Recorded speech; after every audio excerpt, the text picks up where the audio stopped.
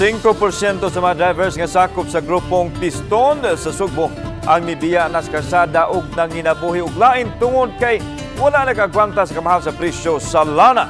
Anang report. Mitiyabaw na mga driver sa pampublikong sakyanan tungod sa way puas nga uminto sa presyo sa lana. Gibutyag ni Greg Perez, ang Pangulo sa Piston, nga ubay-ubay na sila mga miyembro ang nihunong sa pagpamasahero ilabi na kadtong nangabang lang og unit.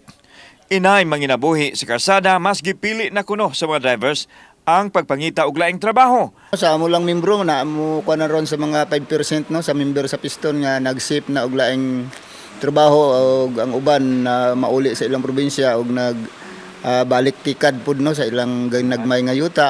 Gitugan ni Perez nga dayag ang pagkawagtang sa ubang mga drivers gumikan sa daghang mga pasahero nga nagpaabot sa daplin sa karsada.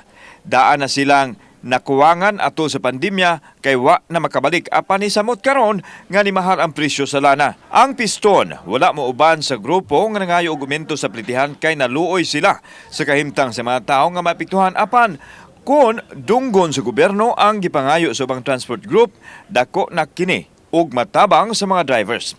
Kung ingon ta nga mugukod jud ang driver sa kita nila para sa pagtaas sa presyo sa gasolina, posible ang kanang 5 pesos no nga minto dako na pero dili na nato makuha no, dili nato na maingon nga mahimo na tungod una-una ga depende mo pud ta sa atong mga makaya sa atong mga sumasakay.